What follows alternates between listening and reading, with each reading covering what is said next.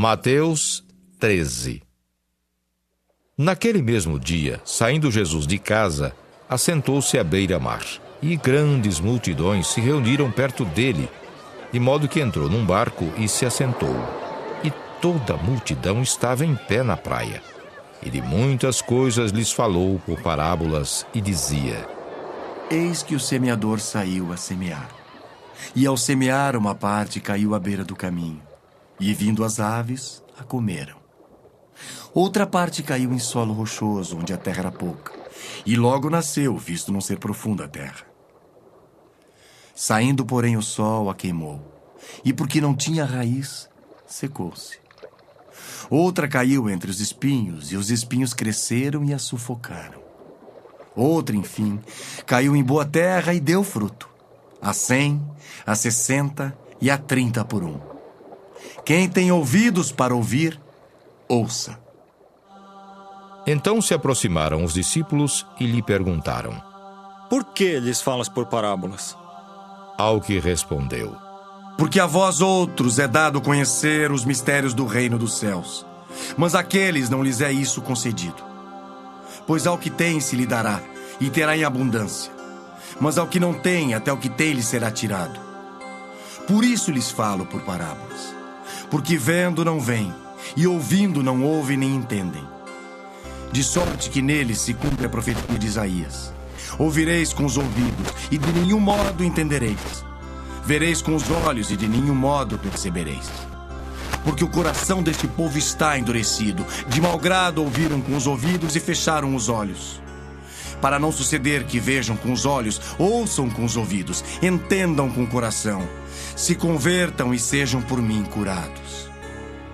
Bem-aventurados, porém, os vossos olhos porque veem, e os vossos ouvidos porque ouvem. Pois em verdade vos digo, que muitos profetas e justos desejaram ver o que vedes e não viram, e ouvir o que ouvis e não ouviram. Atendei vós, pois, a parábola do semeador. A todos os que ouvem a palavra do reino e não a compreendem, vem o maligno e arrebata o que lhes foi semeado no coração. Este é o que foi semeado à beira do caminho. O que foi semeado em solo rochoso, esse é o que ouve a palavra e a recebe logo com alegria. Mas não tem raiz em si mesmo, sendo antes de pouca duração. Em lhe chegando a angústia ou a perseguição por causa da palavra, logo se escandaliza. O que foi semeado entre os espinhos é o que ouve a palavra. Porém, os cuidados do mundo e a fascinação das riquezas sufocam a palavra e fica infrutífera. Mas o que foi semeado em boa terra é o que ouve a palavra e a compreende. Este frutifica e produz a 100, a 60 e a 30 por um. Outra parábola lhes propôs, dizendo: O reino dos céus é semelhante a um homem que semeou boa semente no seu campo. Mas enquanto os homens dormiam, veio o inimigo dele, semeou joio no meio do trigo e retirou-se. E quando a erva cresceu e produziu fruto, apareceu também o joio. Então, vindo os servos do dono da casa, lhe disseram: Senhor, não semeaste boa semente no teu campo? De onde vem, pois, o joio? Ele, porém, lhes respondeu: Um inimigo fez isso. Mas os servos lhe perguntaram: Queres que vamos e arranquemos o joio? Não, replicou ele, para que ao separar o joio não arranqueis também com ele o trigo. Deixai-os crescer juntos até a colheita, e no tempo da colheita direi aos ceifeiros: Ajuntai primeiro o joio, atai-o em feixes para ser queimado, mas o trigo recolhei-o no meu celeiro. Outra parábola lhes propôs, dizendo: O reino dos céus é semelhante a um grão de mostarda, que um homem tomou e plantou no seu campo, o qual é, na verdade, a menor de todas as sementes, e crescida é maior do que as hortaliças, e se faz árvore, de modo que as aves do céu vêm aninhar-se nos seus ramos. Disse-lhes outra parábola: O reino dos céus é semelhante ao fermento que uma mulher tomou e escondeu em 3 medidas de farinha, até ficar tudo levedado. Todas estas coisas disse Jesus às multidões por parábolas, e sem parábolas nada lhes dizia, para que se cumprisse o que foi dito por intermédio do profeta. Abrirei em parábolas a minha boca, publicarei coisas ocultas desde a criação do mundo. Então, despedindo as multidões, foi Jesus para casa. E, chegando-se a ele os seus discípulos, disseram: Explica-nos a parábola do joio do campo. E ele respondeu: O que semeia a boa semente é o Filho do Homem. O campo é o mundo. A boa semente são os filhos do reino. O joio são os filhos do maligno. O inimigo que o semeou é o diabo. A ceifa é a consumação do século, e os ceifeiros são os anjos. Pois assim como o joio é colhido e lançado ao fogo, assim será na consumação do século.